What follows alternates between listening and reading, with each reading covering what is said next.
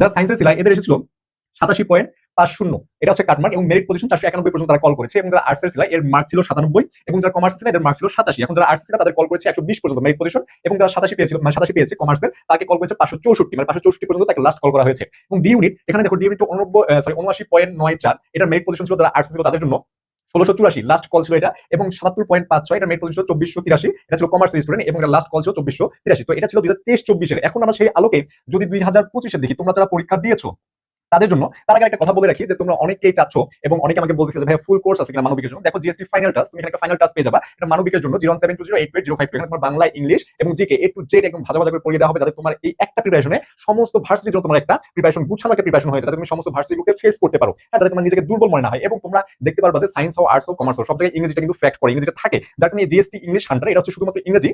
তোমরা এখানে পড়লে হবে কি যে তোমরা এই একটা কোর্স দিয়ে সমস্ত ভার্সিটির জন্য ইংরেজিটা তোমার মেকআপ হয়ে যাবে। হ্যাঁ, এখন এখানে কথা হচ্ছে জিএসটি ফাইনাল টাস্ক এর কোর্সের মূল্য হচ্ছে 1520 টাকা। তুমি 1520 টাকা এখানে এনরোল করে ক্লাসগুলো করতে পারবে। এবং জিএসটি ইংলিশ 100 এটার মূল্য হচ্ছে অনলি 500 টাকা। তুমি 500 টাকা এনরোল করে এখানে ক্লাসগুলো করতে পারবে। তাই তোমরা যারা ভাবছো এখন প্রিপারেশন শুরু করো না, কিভাবে পড়বা, কোথা থেকে পড়বা, তোমরা বুঝতে পারছো একটা গাইডলাইন প্রয়োজন, তারা কিন্তু আমাদের এখানে ভর্তি হতে পারো এবং তোমাদের একটা মনিটরিং, পার্সোনাল মনিটরিং থাকবে। হ্যাঁ, তো এটা হচ্ছে যারা তোমরা ভর্তি চাও তাদের জন্য। এখন আমরা 2025 যদি কাটমার্কটা দেখি তো একটু দেখো, এখানে এই ইউনিট শুধুমাত্র সায়েন্সের জন্য, এই ইউনিটটা মূলত হয় শুধু সায়েন্সের জন্য। এখানে দেখো তোমরা 81 প্লাস মেরিট পজিশন 3800 প্লাস যদি পাও তাহলে তুমি আশা রাখতে পারো যে তোমার একটা সিট আসতে পারে। এটা কিন্তু জিপিএ সহ। হ্যাঁ, তোমার অনেকে প্রশ্ন করতে ভাই জিপিএ বাদ দিয়ে নাকি জিপিএ সহ, এটা জিপিএ সহ।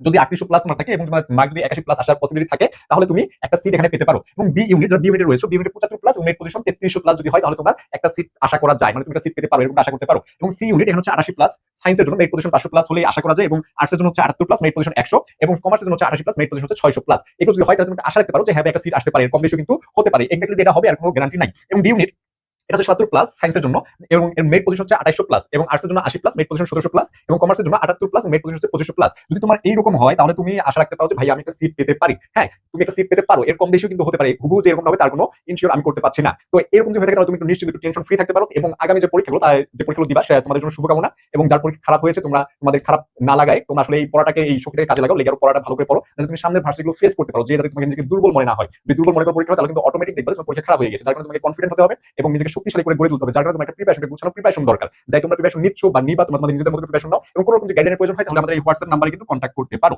তো আজ এই পর্যন্তই। আসসালামু আলাইকুম, দেখা হবে আবার নতুন কোনো ভিডিওতে।